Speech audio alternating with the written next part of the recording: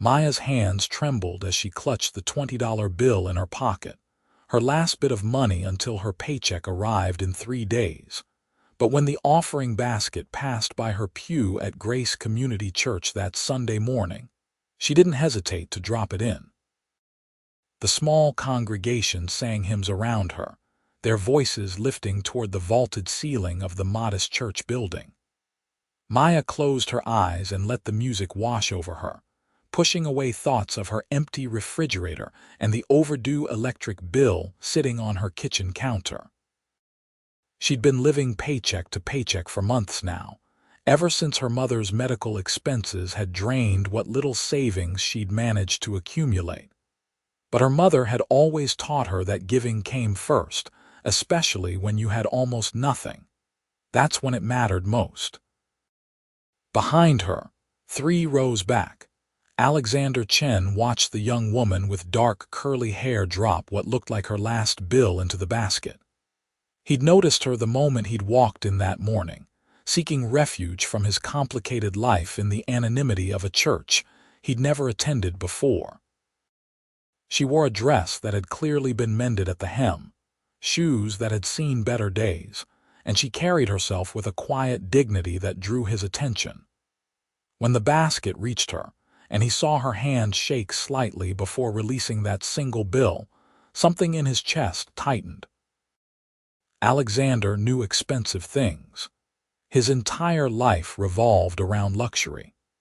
As the founder and CEO of Chen Industries, a manufacturing empire that had revolutionized sustainable packaging, he'd built a fortune worth over $300 million by the age of 35. He wore custom suits, drove cars that cost more than most houses, and lived in a penthouse that overlooked the city skyline. But he'd never seen anything quite as valuable as what he'd just witnessed. The service ended, and people filed out slowly, chatting in clusters near the doors. Alexander hung back, watching as the young woman spoke briefly to an elderly couple, her smile genuine and warm despite whatever struggles she was clearly facing. She moved toward the exit, and he found himself following, not entirely sure what he planned to do. Outside, the late September sun was warm on the church steps. Maya paused at the bottom, taking a deep breath of fresh air, when she heard someone call out behind her, "Excuse me." She turned to find a tall man in dark jeans and a simple button-down shirt approaching. He was striking, with sharp features and dark eyes that seemed to see right through her. Something about the way he carried himself spoke of confidence and power, though his clothes were casual enough. "Yes?" Maya asked, tucking a strand of hair behind her ear. Alexander hadn't planned what to say. He'd acted on impulse, which was unlike him. In boardrooms, he calculated every word, but standing in front of this woman, he found himself at a loss. "I noticed you during the service," he began, then realized how that sounded. I'm new here. This was my first time at this church. You seemed like you might be a regular, and I wondered if you could tell me about it." It was a weak excuse, and from the slight raise of her eyebrow, Maya seemed to know it, but her natural kindness won out. "I've been coming here for about 2 years, she said. "It's a good community. Pastor Williams is wonderful, very focused on helping people, not just preaching at them." "That's exactly what I'm looking for," Alexander said. "I've been meaning to find a church that actually does something meaningful." Maya smiled. "Then you picked the right place. We run a food bank every Wednesday, and there's a tutoring program for kids after school on Thursdays. Everyone pitches in where they can." The mention of the food bank gave Alexander an idea. "That's great. I'd love to get involved. Maybe I could help with the food bank. I'm free this Wednesday." "Really?" Maya's face lit up. "We can always use extra hands. I'll be there too. I help organize the distribution." "Perfect." Alexander extended his hand. "I'm Alex, by the way." "Maya." Her handshake was firm despite her delicate appearance. "It's nice to meet you, Alex." They stood there for a moment, and Alexander realized he didn't want the conversation to end. "I know this might be forward, but would you be interested in getting coffee? I'd love to hear more about the church programs, and honestly, I could use a friend in this area. I just moved to this neighborhood." Maya hesitated. She had no money for coffee, and her pride wouldn't let her accept if he offered to pay, but something about his earnest expression made her want to say yes. "I would, but I actually need to get going," she said, the partial truth easier than admitting her situation. "But I'll definitely see you Wednesday at the food bank. It starts at 6 in the evening." "Wednesday at 6, Alexander repeated, committing it to memory. "I'll be there." Maya waved goodbye and headed down the street toward the bus stop. Alexander watched her go, then pulled out his phone and called his assistant, Richard, who'd been with him for 10 years and knew better than to question strange requests. "Richard, I need you to look into the Grace Community Church on Maple Street. Find out everything about their programs, especially their food bank, and I want to make an anonymous donation. A substantial one. Can you set that up?" "Of course, sir. How substantial are we talking?" Alexander thought about that $20 bill. "50,000 to start. Make sure it's completely anonymous. No connection to me or the company whatsoever. Consider it done. Anything else?" "Not yet. I'll let you know." Alexander ended the call and stood on the church steps for a long moment, wondering what exactly he was doing. He'd built his fortune through careful planning and strategic thinking. He didn't chase after women, especially not ones he'd barely spoken to. Yet here he was, rearranging his schedule for Wednesday evening and thinking about a pair of warm brown eyes and a selfless gesture. Maya made it home to her small studio apartment and immediately assessed her situation. She had half a loaf of bread, some peanut butter, and 2 packets of instant noodles. It would have to last until Wednesday when her paycheck hit her account. She'd done it before, she could do it again. She worked 2 jobs. During the day, she was a receptionist at a dental office, and 3 evenings a week she cleaned offices in a downtown building. It was exhausting, but it was honest work, and she was slowly chipping away at her mother's medical debt. Her mother had passed away 6 months ago, and the grief still felt fresh, but Maya kept moving forward because that's what her mother would have wanted. That evening, as she ate her simple dinner of toast with peanut butter, Maya thought about the man from church. Alex. There had been something different about him, though she couldn't quite put her finger on what. The way he'd looked at her had made her feel seen in a way she hadn't experienced in a long time, but she pushed the thought aside. Men like that, who carried themselves with such quiet confidence, didn't end up with girls like her. He was probably just being friendly, and she'd take it at face value. Meanwhile, across town in his penthouse, Alexander sat at his desk with a glass of scotch, staring out at the city lights. He'd had dinner brought in from his favorite restaurant, but he'd barely touched it. His mind kept wandering back to the church, to Maya, to the way she'd smiled even though she was clearly struggling. He'd dated plenty of women over the years. Models, executives, socialites. But those relationships had always felt transactional somehow. Everyone wanted something from him, whether it was access to his wealth, his connections, or the status that came with being seen on his arm. He'd grown cynical about romance, had almost convinced himself it wasn't real. But watching Maya give away her last $20 had cracked something open in him. That kind of genuine goodness still existed in the world, and he wanted to know more about the woman who embodied it. The next 3 days passed slowly for both of them.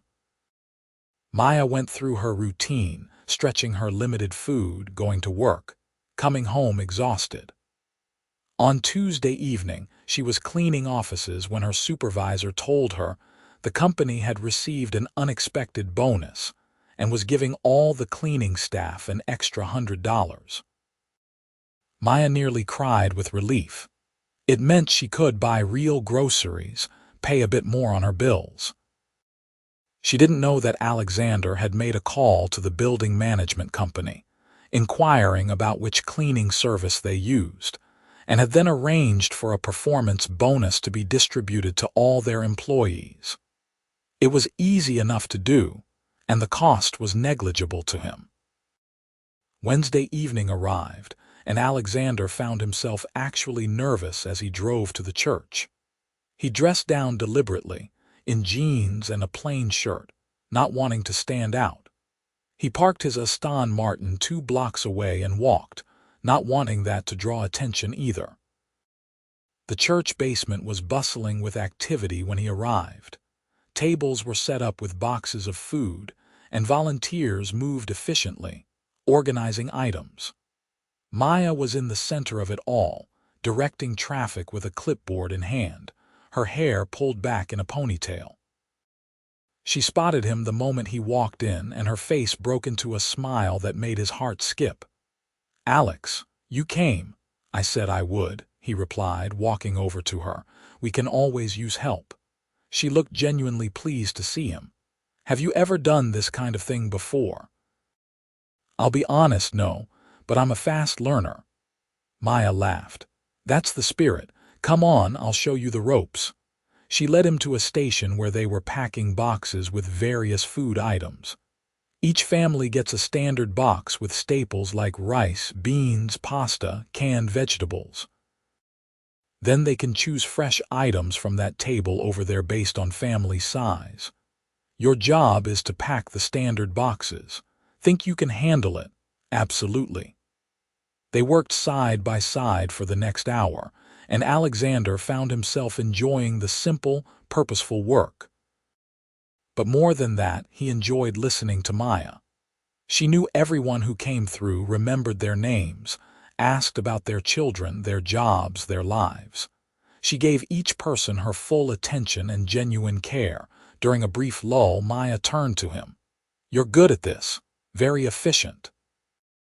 "I'm good at systems," Alexander said without thinking.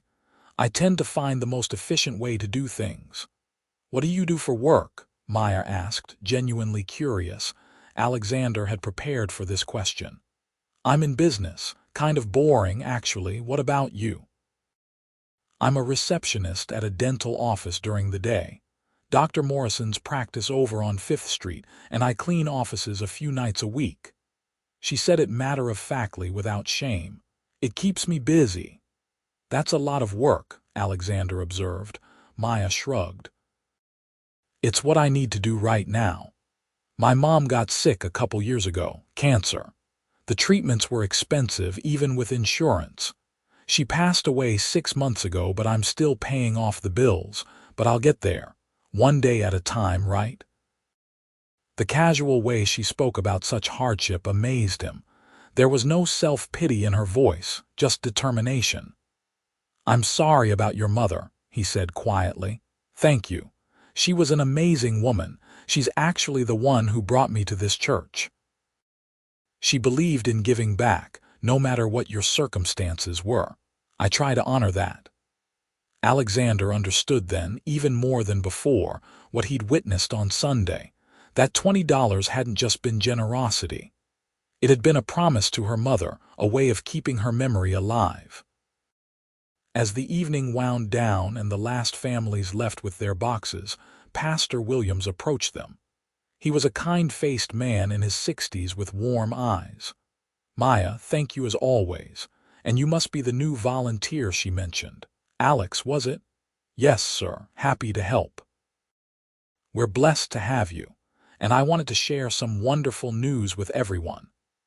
The pastor raised his voice to address all the remaining volunteers. "We received an enormous anonymous donation this week. $50,000 specifically for the food bank and our other community programs. It means we can expand our services, help more families, and possibly start that after-school meal program we've been dreaming about." Gasps and excited chatter filled the room. Maya's hand flew to her mouth, her eyes glistening with tears. That's incredible, she breathed. Do we know who it's from? No idea, Pastor Williams said. The donation came through a legal firm with specific instructions to remain anonymous. But whoever it is, they're an angel. Alexander kept his expression neutral, but he watched Maya's reaction. The pure joy on her face told him the donation had been worth every penny. After the cleanup was done, Alexander walked outside with Maya. The evening air had cooled and she wrapped her arms around herself. "Can I give you a ride home?" Alexander offered. Maya hesitated. "I usually take the bus." "I know, but it's dark, and I'd feel better knowing you got home safely. My car's just a couple blocks away." Something in his sincere expression made Maya agree. "Okay, thank you." They walked together, talking easily about the evening, about the people they'd met. When they reached his car, Alexander had a moment of regret about where he'd parked. The Aston Martin gleamed under the streetlight, impossible to miss. Maya stopped short. "This is your car." "Yes." No point in denying it. She looked at the car, then at him, her expression unreadable. "You said you were in business. That must be some business." Alexander chose his words carefully. "I've been fortunate, but the car doesn't define who I am." Maya studied him for a long moment, and he worried he'd ruined everything. But then she smiled slightly. "My mom used to say you can tell more about a person by how they treat others than by what they own. You spent your evening packing food boxes for strangers. That tells me more than any car could." Relief flooded through him. "Your mom sounds like she was a wise woman." She was.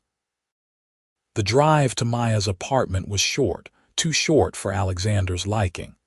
When he pulled up outside her building, a modest complex that had seen better days, Maya turned to him. "Thank you for the ride, and for volunteering tonight. It really does make a difference." "I'll be back next week," Alexander said. "If that's okay, more than okay, we'd love to have you." She started to get out, but Alexander spoke quickly. "Maya, would you have dinner with me, just as friends? I'm still new to the area and I could use the company." Maya's heart skipped. She wanted to say yes, but reality intruded. She looked down at herself, at her worn clothes, thought about her empty wallet. "Alex, I don't think that's a good idea." "Why not?" She appreciated that he didn't pretend not to understand. "Because we're from different worlds. That car probably costs more than I'll make in 5 years. I can't afford the kind of places you probably eat at." "Then we'll go somewhere you like," Alexander said simply. "Pizza, burgers, whatever you want." "My treat. And before you protest, let me remind you that I'm new here and you'd be doing me a favor by showing me the good local spots." Maya bit her lip, tempted. "You're very persistent. When something matters to me, yes." The weight of those words hung in the air between them. Maya felt her resistance crumbling. "There's a little Italian place 2 blocks from here, Sal's. Nothing fancy, but the food is amazing." "Perfect. How about Friday night?" "Okay." Maya smiled, feeling a flutter of excitement she hadn't felt in years. Friday night. She got out of the car and waved as he drove away, her heart racing. She told herself it was just dinner, just 2 people becoming friends. But the way he'd looked at her suggested it might be something more. Alexander drove home with a smile on his face, already planning Friday in his mind. He'd have to be careful, though. The more time he spent with Maya, the harder it would be to hide who he really was. Eventually, she'd find out. The question was when and how to tell her. The next day at work, Alexander found himself distracted during meetings. Richard noticed, of course. "Sir, if you don't mind me saying, you seem preoccupied." Alexander looked up from the financial reports he'd been staring at without seeing. "I met someone." Richard's eyebrows rose. In 10 years, he'd never heard his boss say those words with quite that tone. "Someone special, potentially." "But it's complicated. She doesn't know who I am. I mean, she knows my name is Alex, but not about the company, the money, any of it." And you're worried about how she'll react when she finds out. Exactly. Richard considered this. May I offer some advice, sir? Tell her sooner rather than later. The longer you wait, the more it looks like deception rather than discretion. You're right. I know you're right. I just don't want to lose this before it even starts. If she's the right person, the money won't matter. And if it does matter in a negative way, then she's not the one you thought she was. Alexander nodded, knowing the wisdom in those words. He'd tell her. Soon. Just not quite yet. Friday evening arrived and Maya changed outfits 3 times before settling on a simple navy dress and cardigan. It was the nicest thing she owned, though she knew it couldn't compare to what the women in Alex's world probably wore. But she held her head high as she walked to Sal's, reminding herself of her mother's words. She had nothing to be ashamed of. Alex was already there, waiting outside, and her breath caught. He wore dark jeans and a gray sweater that somehow made him look even more handsome. His face lit up when he saw her.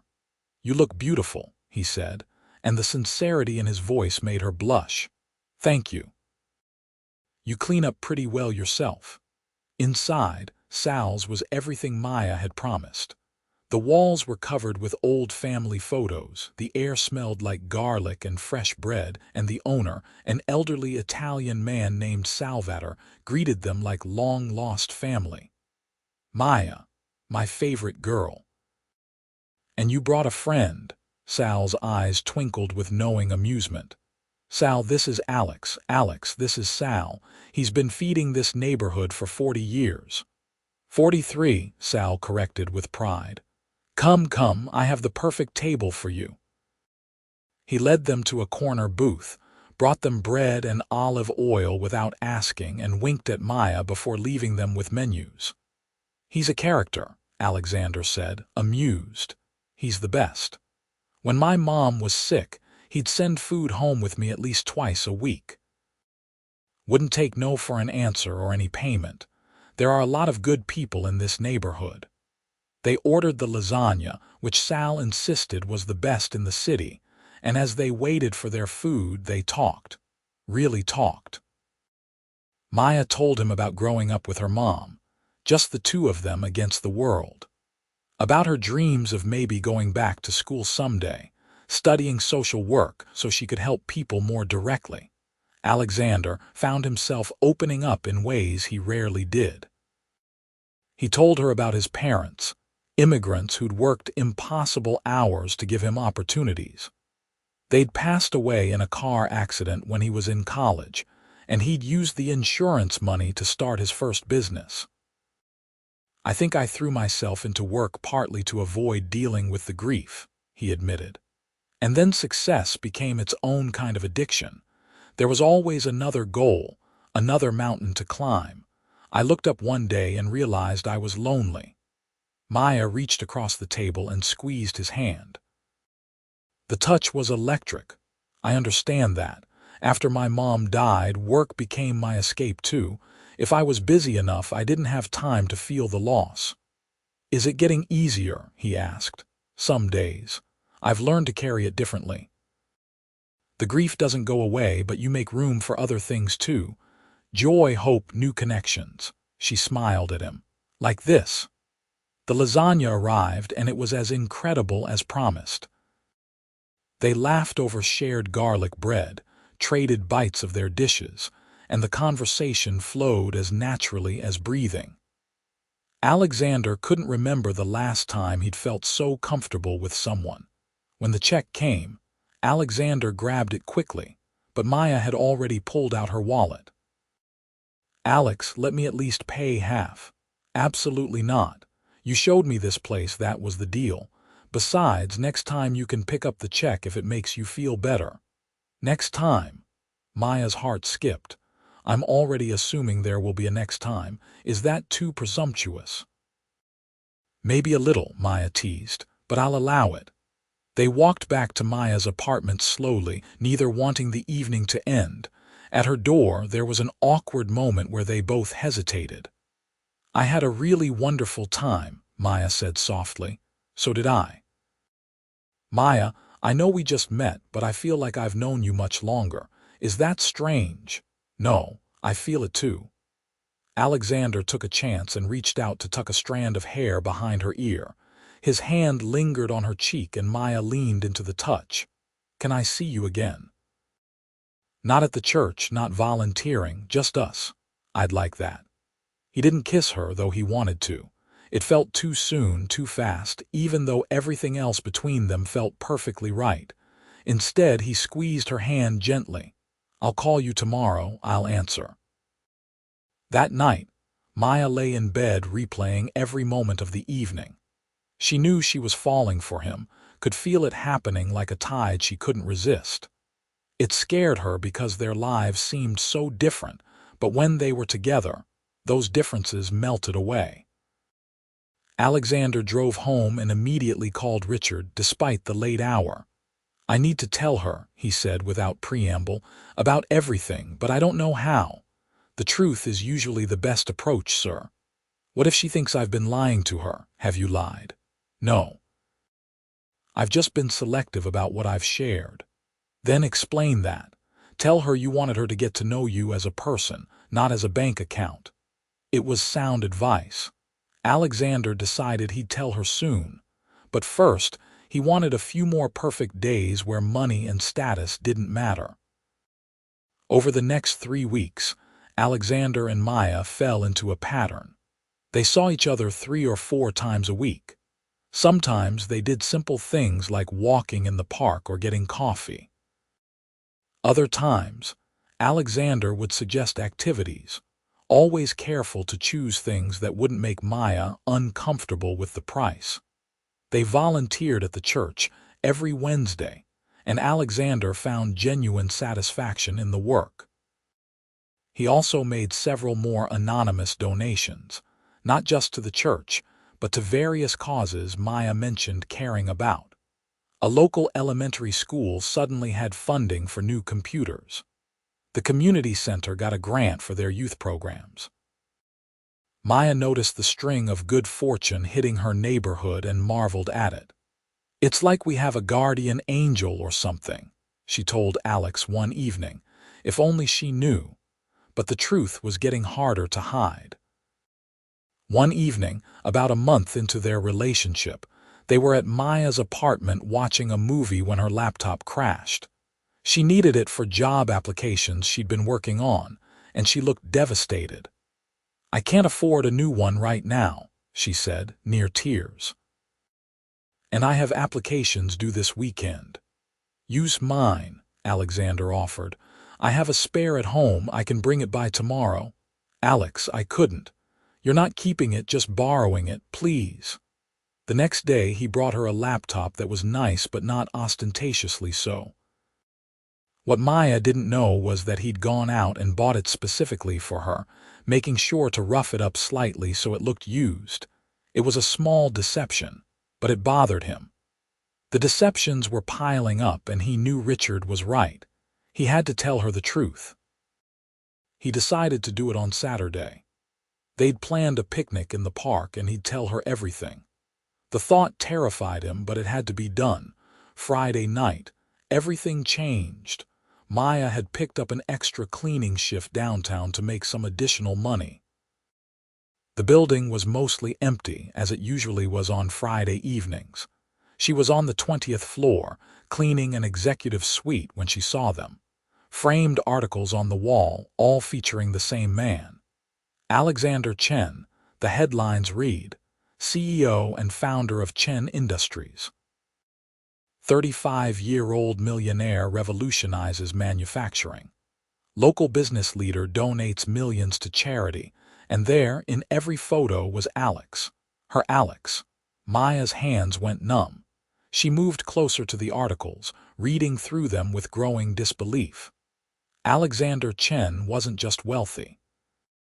He was massively successful, famous in business circles, worth hundreds of millions. She pulled out her phone with shaking hands and searched his name.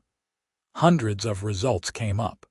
Photos of him at charity galas, industry events, always in expensive suits, often with beautiful women on his arm. The most recent photos were from a few months ago, but there was no mistaking it was him. He'd lied to her. For over a month, he'd pretended to be just some regular guy when he was actually one of the richest men in the city. Every moment between them suddenly felt tainted. Had he been laughing at her poverty, amusing himself with the poor girl who'd given away her last $20, tears streaming down her face, Maya pulled out her phone and called him. Alexander was in his home office, reviewing contracts when his phone rang. He smiled when he saw Maya's name. "Hey, I was just thinking about tomorrow. Should I bring anything besides the food? Who are you?" Maya's voice was cold, nothing like her usual warmth. Alexander's stomach dropped. "What do you mean?" "I'm standing in front of a wall covered with articles about Alexander Chen, CEO of Chen Industries. Worth over $300 million. Tell me, Alex, or should I call you Alexander, were you planning on telling me the truth, or was this all just some kind of game?" The pain in her voice cut through him like a knife. "Maya, please let me explain." "Explain what?" "That you've been lying to me for over a month. That you let me tell you about my struggles, my poverty, all while you're worth more money than I can even comprehend." "God, you must have thought I was so pathetic." "No, Maya, that's not it at all. You're the least pathetic person I've ever met. That's why I didn't tell you. I wanted you to know me, just me, not my bank account." "That wasn't your choice to make. I told you everything about my life. I was honest with you, and you couldn't give me the same courtesy." "You're right. You're absolutely right. I was going to tell you tomorrow. I swear I had it all planned." "How convenient." Her voice broke. "I can't do this. I can't be with someone who lies to me." "Maya, please don't do this. Let's meet and talk about this face to face." "No. I trusted you and you betrayed that trust. Please don't contact me again." She hung up before he could respond. Alexander immediately tried calling back, but she didn't answer. He called 5 more times before accepting that she wasn't going to pick up. He sat in his office, head in his hands, feeling like his world had just collapsed. He'd known the truth would be difficult, but he hadn't anticipated this. The devastation in her voice haunted him. Maya made it home somehow, though she barely remembered the bus ride. In her apartment, she let herself cry.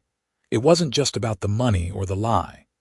It was that she'd let herself believe in something beautiful, had let herself fall in love, and it had all been based on a deception. She'd fallen in love with him. Somewhere between the food bank and the park walks and the easy conversations, she'd fallen completely in love with Alex, with Alexander, with whoever he actually was. That was the worst part, not knowing if the person she'd fallen for was even real. The weekend was torture for both of them. Alexander tried calling, texting, even showed up at her apartment, but Maya wouldn't see him. She'd asked her neighbor, Mrs. Rodriguez, to tell him she wasn't home. Though they both knew it was a lie, by Monday, Alexander was desperate. He went to the dental office where Maya worked. The receptionist's desk was empty when he arrived. A dental hygienist came out and smiled professionally. "Can I help you? I'm looking for Maya. I know she works here." The hygienist's smile faded. "Maya called in sick today." She's never done that before, so she must really not be feeling well. Alexander's heart sank. He thanked the hygienist and left, more worried than before. Maya was one of the most dedicated people he'd ever met. For her to call in sick meant she was really suffering. He went to her apartment again, and this time didn't leave when no one answered. He sat on the floor outside her door and spoke loudly enough that he knew she could hear him inside. "Maya, I know you're in there. I know you don't want to talk to me, and I understand why. I'm not asking you to forgive me, I just need you to listen." Inside, Maya sat with her back against the door, tears streaming down her face. She wanted to open it so badly, but she was afraid. Afraid of getting hurt worse, afraid of how much she still loved him despite everything. Alexander continued, "You're right that I should have told you from the beginning I was wrong, but I need you to understand why I didn't. My whole life, people have wanted something from me. My money, my connections, my status. Every relationship I've had has been tainted by that. Women who dated me because of what I could give them, not because of who I was. Friends who weren't really friends, just people who wanted to be close to wealth." He paused, gathering his thoughts. "Then I saw you in that church. I watched you give away what looked like your last bit of money, expecting nothing in return. You didn't know who I was. You had no agenda. And when we started talking, you saw me. Just me. For the first time in years, someone was interested in what I thought, what I felt, who I was as a person. It was addictive." Maya pressed her hand against the door, listening. "I told myself I'd tell you soon. I kept meaning to, but I was selfish and scared. I didn't want to lose what we had. I didn't want to see your expression change when you found out. I didn't want you to start treating me differently." His voice cracked. "I fell in love with you, Maya, completely, totally in love with you, and I sabotaged it because I was a coward." Inside, Maya's breath caught. He loved her. He'd said it. "I understand if you can't forgive me," Alexander continued. "I understand if the trust is broken beyond repair, but I needed you to know that nothing between us was a game. Every moment was real. Every word I said was true. The only thing I hid was my bank account, and I know that's not a small thing, but it doesn't change how I feel about you." Silence stretched out. Alexander waited, hoping she'd open the door, but it stayed closed. "I'll go now," he said finally. "But Maya, if you ever want to talk, I'll be there. Always." He stood and walked away, and inside, Maya let herself sob. Mrs. Rodriguez found her an hour later. The elderly woman had a key for emergencies and let herself in when she heard Maya crying. "Oh, Mija," she said, gathering Maya into her arms. "Tell me what happened." Through tears, Maya explained everything. Mrs. Rodriguez listened, stroking Maya's hair like she was a child. "So he lied about being rich," Mrs. Rodriguez said when Maya finished. "That's what you're upset about. He lied about who he was. Did he? Think about it, Mija. Did he lie about his personality, his values, how he felt about you? Or did he just not mention his job? It's not just his job, it's everything. His whole life.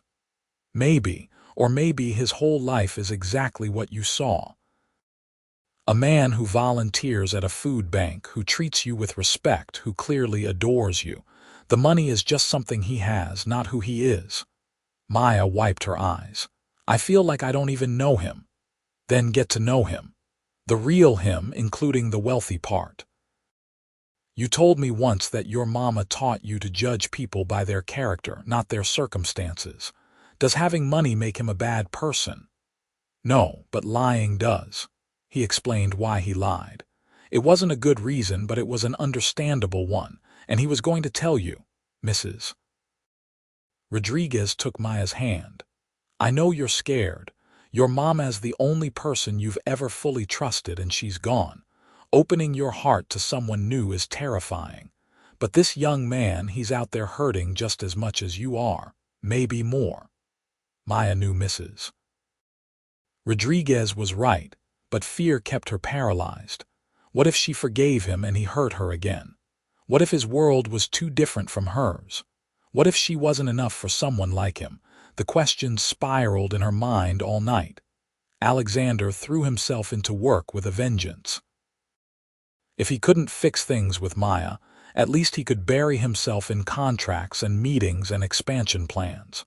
Richard watched his boss deteriorate over the following week and finally intervened. "Sir, you need to do something. You're miserable, and frankly, you're making everyone around you miserable too. What do you suggest?" "She won't talk to me."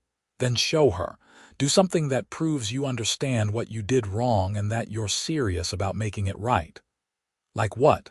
Richard smiled. "You're a smart man, sir. You'll figure it out." That night, Alexander sat in his penthouse and thought about everything Maya had told him over their time together. Her dreams of going back to school, her passion for helping others. The way she'd lit up talking about the scholarship she'd lost when her mother got sick, and she'd had to leave college, an idea formed. The next day, Wednesday, Alexander showed up at the church for the food bank. He knew Maya would be there. She was too dedicated to let personal issues interfere with helping others. He was right. Maya was there, organizing boxes as always, but her usual sparkle was dimmed. She looked tired and his heart ached knowing he was the cause. She saw him walk in and froze. For a moment he thought she might leave, but she held her ground. Alexander walked straight to her. "Maya, I know you don't want to talk to me and I respect that, but I'm here to volunteer. Not because of you, or not only because of you, but because this matters. These people matter. If you want me to work on the other side of the room, I will." Maya looked at him for a long moment. He looked as terrible as she felt, with dark circles under his eyes and a weariness that went bone deep. "You can stay," she said quietly. "We need all the help we can get." It wasn't forgiveness, but it was something. They worked in tense silence for the first hour. But gradually, the familiar rhythm of the work, the shared purpose, began to ease the tension. By the end of the evening, they were talking again. Brief exchanges about boxes and families, but it was communication. As people were leaving, Pastor Williams approached them both. "Maya, Alexander, could I speak with you for a moment?" They followed him to his office, confused. The pastor sat behind his desk and folded his hands. "I've been thinking about our anonymous donor," he began. "The one who gave us $50,000. I've been praying about it, asking God to bless them, whoever they are. And today, something interesting happened. I was researching local businesses for potential partnerships, and I came across Chen Industries, founded by Alexander Chen. And I remembered that your name is Alexander, and you showed up right around the time we received that donation." Maya's eyes went wide.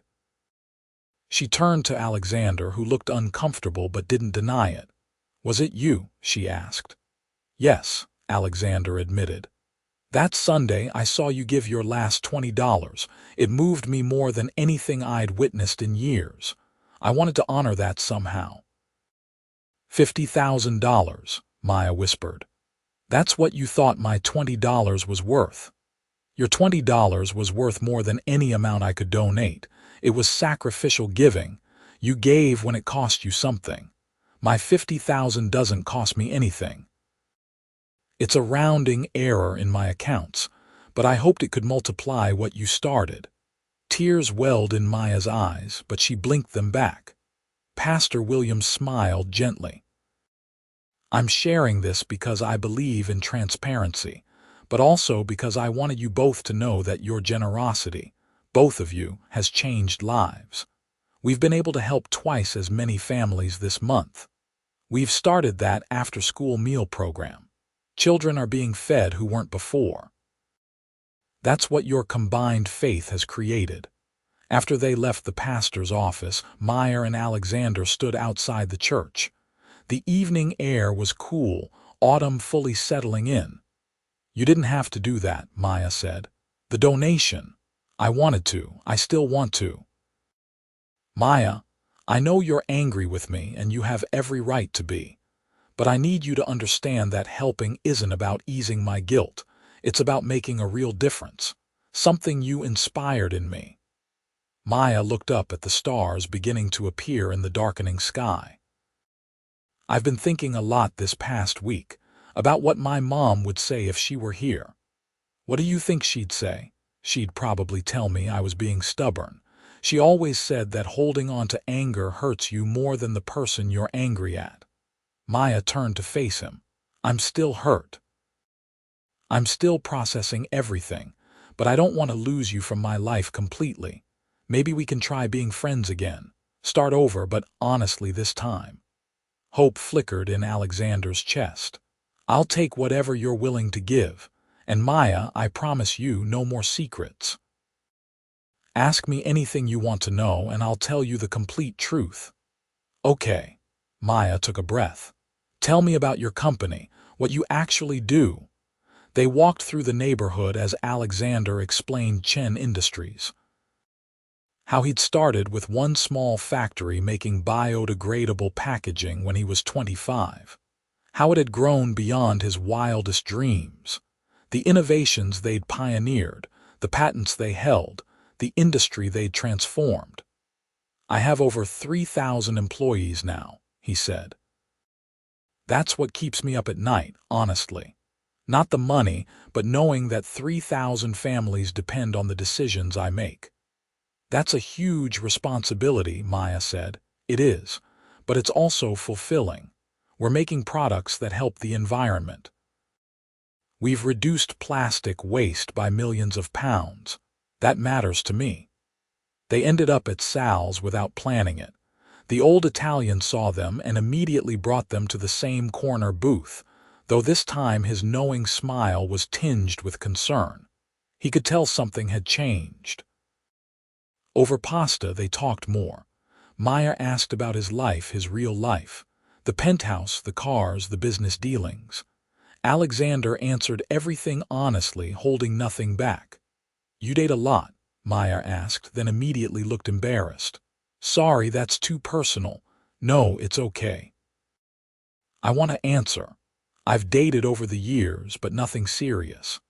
The women I met in my circles were often more interested in the lifestyle than in me. And I'm not saying that to sound arrogant. It's just the reality of wealth. It attracts the wrong kind of attention sometimes. Is that why you didn't tell me? Because you thought I'd want your money, at first maybe. But then I got to know you and I knew you'd never be like that. You'd probably be more likely to run in the opposite direction, which is exactly what happened. Maya smiled slightly. You're not wrong. But it was still wrong of me to hide it. I robbed you of the choice to decide for yourself if you wanted to be involved with someone like me. Someone like you, Maya repeated. What does that mean? Someone whose life is complicated, who has obligations and a public profile, who can't always do normal things without it becoming news. I'm not as famous as a movie star or anything, but in business circles, I'm known. Dating me would mean dealing with all of that. Maya had never thought about that aspect. That does sound complicated. It can be. But it can also be managed. The question is whether it's worth it to you. They looked at each other across the table, and Maya felt the familiar pull toward him. Even hurt and confused, she was drawn to Alexander in a way she'd never experienced before. I don't know yet, she said honestly. I need time to process all of this. Take all the time you need. I'm not going anywhere. Over the next few weeks, they slowly rebuilt their connection. Maya insisted they go on proper dates, where Alexander didn't hide his wealth but also didn't flaunt it. He took her to nice restaurants, and she let him pay without guilt. He showed her his penthouse, and while the luxury made her uncomfortable at first, she had to admit it was beautiful. But what mattered most to Maya was that Alexander kept showing up. He came to the food bank every Wednesday. He asked about her day, her dreams, her fears.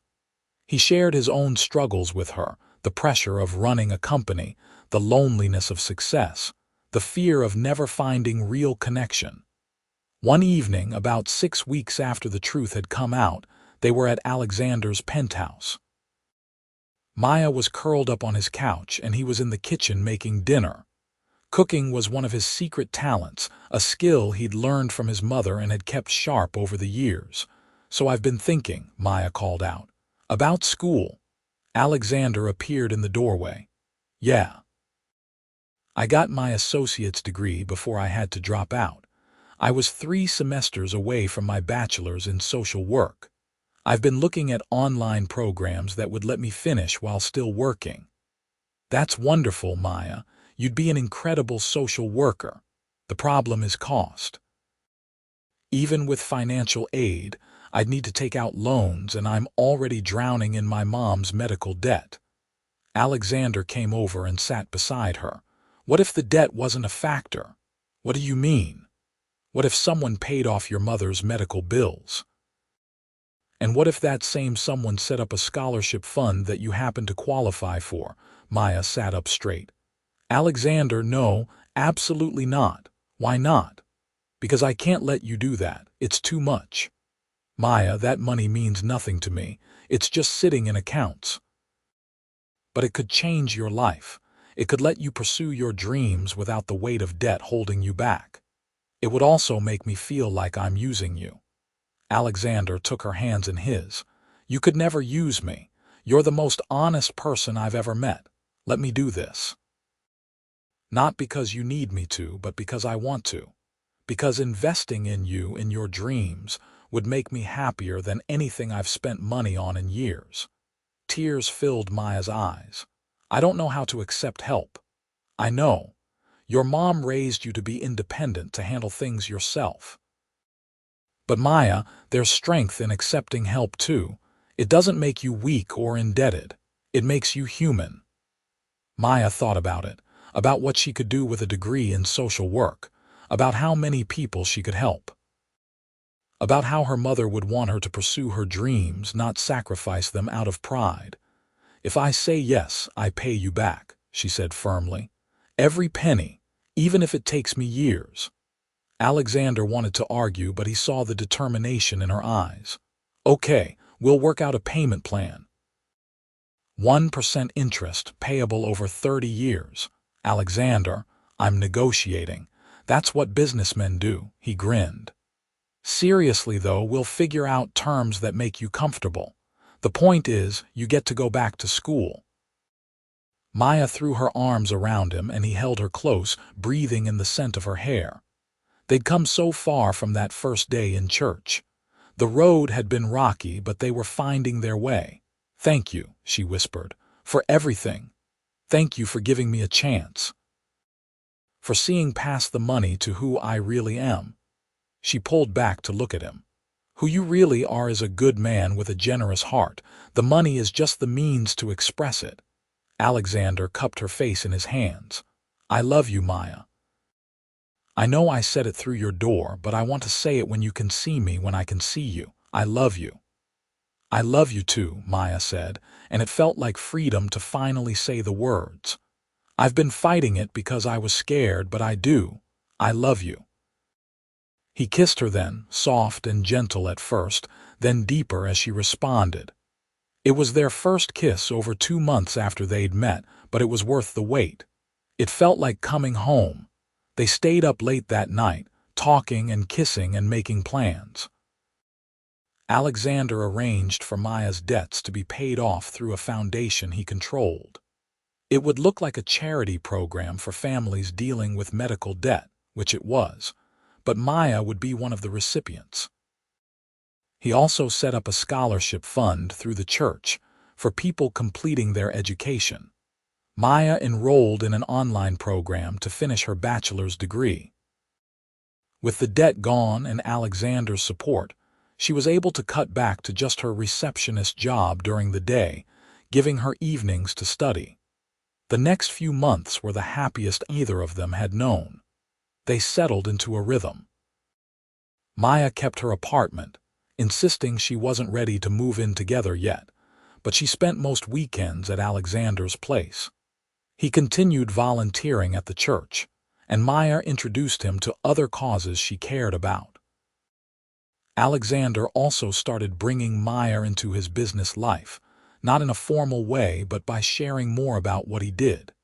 She attended a charity gala with him, which terrified her at first, but Alexander never left her side. You look stunning, he told her as they prepared to leave for the event. He'd insisted on buying her a dress for the occasion, and after some argument, Maya had agreed. The emerald green gown fit her perfectly. I feel like I'm playing dress-up, Maya admitted. You're not playing anything. You belong here just as much as anyone else. More, actually, because you understand what really matters. At the gala, Maya met other business leaders, philanthropists, and society figures. Some were genuinely kind. Others clearly looked down on her when they found out she was a receptionist. But Alexander made it clear through his attentive presence that Maya was important to him, and that mattered more than any social hierarchy. One woman, a steel-haired socialite named Victoria Bradshaw, cornered Maya near the bar. "So you're Alexander's new girlfriend," she said, looking Maya up and down critically. "How refreshing that he's dating someone so ordinary." The insult was thinly veiled, but Maya held her ground. "I prefer to think of myself as authentic rather than ordinary." Victoria's eyes narrowed. "Just make sure you don't get too comfortable." Men like Alexander eventually return to their own kind. Before Maya could respond, Alexander appeared at her side. "Victoria, I see you've met Maya. She's the most extraordinary person I've ever known. In fact, I'm thinking of putting her on the board of my charitable foundation. We could use someone with actual experience helping people, not just writing checks." Victoria's face went red, and she excused herself quickly. Maya looked up at Alexander in surprise. "A board position?" "If you're interested." I wasn't just saying that to shut Victoria up, though that was a nice bonus. The foundation needs direction from someone who understands community needs on the ground level. You'd be perfect. "I don't know anything about running a foundation." "You know what matters. We can teach you the rest." It was a turning point. Maya accepted the board position and threw herself into learning about philanthropy and foundation management. She brought a perspective that the other board members, all wealthy and well-meaning but disconnected from poverty, lacked. Under her influence, the foundation started funding different types of programs, more grassroots initiatives, more direct assistance. 6 months after they'd met, Alexander invited Maya to dinner at an exclusive restaurant downtown. She'd gotten more comfortable with his wealth, but she still preferred their simple dinners at Sal's. Still, she dressed up and met him at the restaurant, a place with a months-long waiting list that Alexander had gotten them into with one phone call. They were seated at a private table overlooking the city. The lights twinkled below them like earthbound stars. "This is beautiful," Maya said. "Not as beautiful as you." It was a line that should have sounded cheesy, but the way Alexander said it, with complete sincerity, made Maya's heart flutter. They ordered, and as they waited for their food, Alexander seemed nervous. Maya noticed him fidgeting with his napkin, not meeting her eyes. "Is everything okay?" she asked. "Yes, more than okay. I just have something important to talk to you about." Maya's stomach tightened. "That sounds ominous." "It's not, at least I hope it's not." He reached across the table and took her hand. "Maya, meeting you changed my life. Before you I was successful but empty. I had everything money could buy and nothing that actually mattered. You taught me how to connect again, how to care about things beyond profit margins and market share." "Alexander, let me finish. I know we haven't been together that long. I know conventional wisdom says we should wait longer. But I also know that what we have doesn't come along often, maybe once in a lifetime if you're lucky, and I've never been more certain of anything in my entire life." He stood up and moved beside her, then dropped to one knee. Maya's hands flew to her mouth as he pulled out a small velvet box. "Maya Rodriguez, I love you more than I thought it was possible to love another person. You make me want to be better, do better, give more. You've shown me what really matters in life. Will you marry me?" He opened the box, revealing a stunning ring. The center stone was a brilliant diamond, but it was surrounded by emeralds that matched the dress she'd worn to their first gala. It was perfect. Maya's eyes filled with tears. "Yes, yes, of course yes." Alexander slipped the ring on her finger and stood, pulling her into his arms. The other diners in the restaurant applauded, but neither of them noticed. They were lost in each other. I was so nervous, Alexander admitted. I thought you might say it was too soon. Maybe it is too soon by some standards, Maya said, looking at the ring on her finger. But you're right. What we have is special. Why wait when we both know? They barely touched their expensive dinner. They were too excited, too busy making plans and dreaming about the future. Alexander wanted to get married as soon as possible. Maya wanted her church wedding with all their community there. I want to get married at Grace Community, she said, with Pastor Williams officiating. I want Sal to cater and Mrs. Rodriguez to be my maid of honor. I want the people who matter to be there. Whatever you want, Alexander agreed.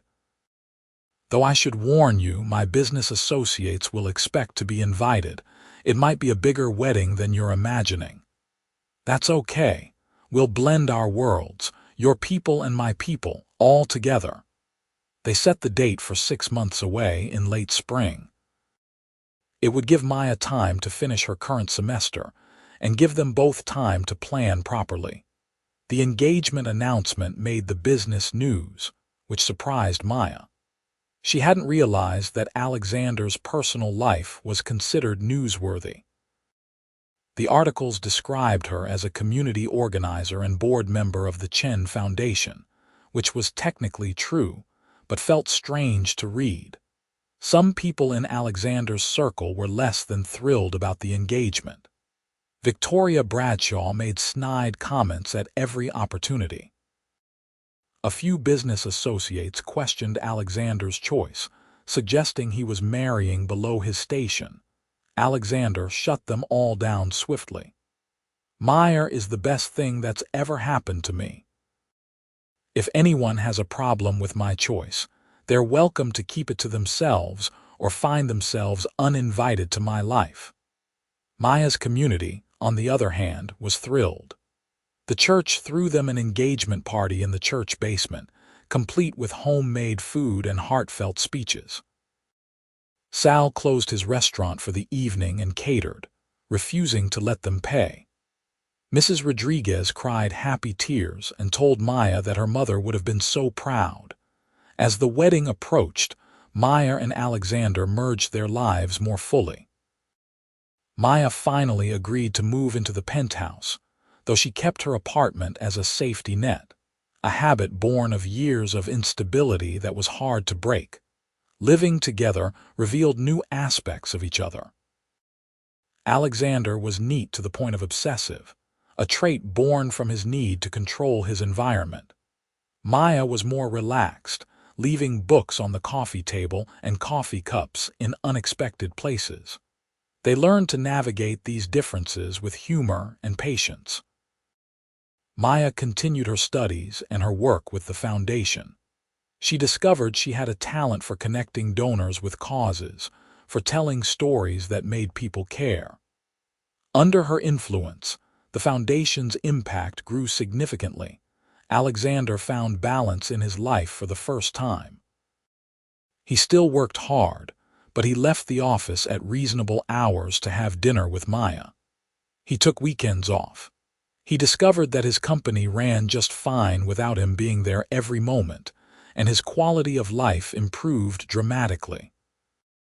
3 weeks before the wedding, Maya finished her bachelor's degree. She walked across the stage to receive her diploma with Alexander cheering louder than anyone in the audience. That evening, they celebrated at Sal's with a small group of close friends.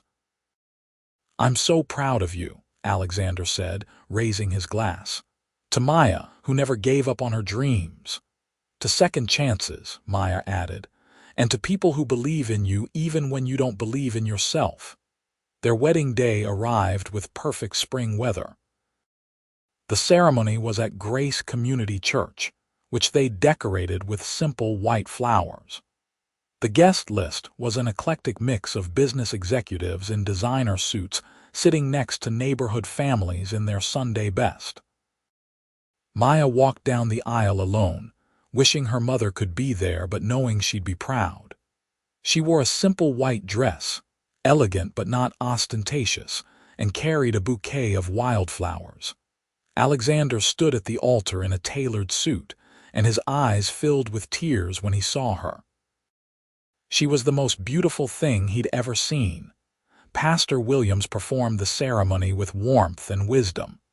"These two come from different worlds," he said in his sermon. "But they've built a bridge between those worlds through love, respect, and shared values." Their union reminds us that what we have doesn't matter nearly as much as who we are and how we treat others. They exchanged traditional vows, promising to love, honor, and cherish each other. When Alexander slipped the wedding band on Maya's finger, his hand shook slightly. "I promise to spend every day proving that I'm worthy of your love," he whispered. "You already have," Maya whispered back. The reception was held in a rented hall, transformed for the occasion into something magical. Sal had outdone himself with the food. There were speeches that made them laugh and cry. Mrs. Rodriguez told embarrassing stories about Maya as a child. Richard gave a surprisingly emotional toast about how Maya had brought his boss back to life. For their first dance, Alexander had hired a live band to play their song, an old jazz standard about finding love unexpectedly. As they swayed together, Alexander pulled Maya close. "Happy?" he asked. "Happier than I ever thought possible," Maya replied. "You, beyond words." They honeymooned in Italy. 2 weeks of exploring countryside villages and eating amazing food. Maya had never been out of the country before, and Alexander loved experiencing everything through her eyes. They talked about the future, about children someday, about the life they wanted to build together. When they returned home, they settled into married life. Maya started a master's program in social work and took on more responsibility at the foundation. Alexander continued running his company but with a new perspective, always asking himself if his business decisions aligned with the values Maya had taught him. A year after their wedding, Maya found out she was pregnant. She told Alexander over dinner at Sal's, the place where so much of their relationship had unfolded. "I'm pregnant," she said simply, watching his face. Alexander's expression went through several rapid changes. Shock, disbelief, then pure joy. He jumped up and pulled her into his arms, laughing. "We're having a baby. We're really having a baby. We're really having a baby." Sal brought them champagne on the house, sparkling cider for Maya, and toasted their growing family. The pregnancy was smooth, and they spent 9 months preparing. Alexander insisted on the best doctors, the best equipment, the best everything. Maya reined him in when he got excessive but appreciated his enthusiasm. Their daughter was born on a snowy January morning. They named her Alina Grace, after both of their mothers. She was perfect, with Alexander's dark eyes and Maya's curly hair. Holding his daughter for the first time, Alexander felt a completeness he'd never known existed. "She's perfect," he whispered. "She is," Maya agreed, exhausted but radiant. "Our perfect little miracle." They brought Alina home to the penthouse, which they'd transformed with a nursery full of love if not modesty. But the most meaningful item in the room was a quilt made by ladies from the church, each square stitched with prayers and blessings. 2 years later, they had a son, Marcus Alexander. Their family felt complete. The penthouse, once a bachelor's showcase, became a real home filled with toys, laughter, and love. Maya finished her master's degree and took a position as the director of the Chen Foundation, a role she'd grown into naturally. Under her leadership, the foundation became one of the most effective charitable organizations in the state, known for actually solving problems rather than just writing checks. Alexander remained CEO of Chen Industries, but took a step back from day-to-day operations to spend more time with his family. He coached Marcus's soccer team, attended Alina's dance recitals, and was there for family dinners every night. They never forgot where they'd come from. Every Sunday, they attended Grace Community Church as a family. They still volunteered at the food bank, now bringing their children with them to teach them the importance of giving back. They kept close ties with their neighborhood friends, refusing to let wealth separate them from the community that had formed them. One Sunday, 5 years after they'd met, they found themselves back in the same pew where it had all started. Elena and Marcus were in Sunday school, and Maya and Alexander sat together, her hand in his. When the offering basket came around, Maya pulled out some bills and placed them in. Alexander added his own contribution. It was a ritual they maintained, a reminder of where their love story had begun. After the service, they walked out into the sunshine, Alexander carrying Marcus and Maya holding Elena's hand. "You ever think about that first day?" Maya asked. "What would have happened if you hadn't been sitting behind me?" "All the time," Alexander admitted. "Best decision I ever made going to that church. It wasn't a decision. You said you just wandered in." "Then best accident I ever had," he smiled. "Though I don't think it was an accident. I think it was exactly what we both needed exactly when we needed it." Maya squeezed his hand. "My mom used to say that the universe provides what we need when we're ready to receive it. I think she was right." They walked home through their neighborhood, greeting neighbors and enjoying the beautiful day. Their life wasn't perfect. They still had disagreements, still faced challenges. But they faced them together, with love and respect and unwavering commitment. That evening, after the children were in bed, Maya and Alexander sat on their balcony overlooking the city. Maya leaned against his shoulder, comfortable and content. "Thank you," she said quietly. "For what?" "For seeing me that day. For not just seeing a poor girl giving away her last $20, but for seeing a person worth knowing.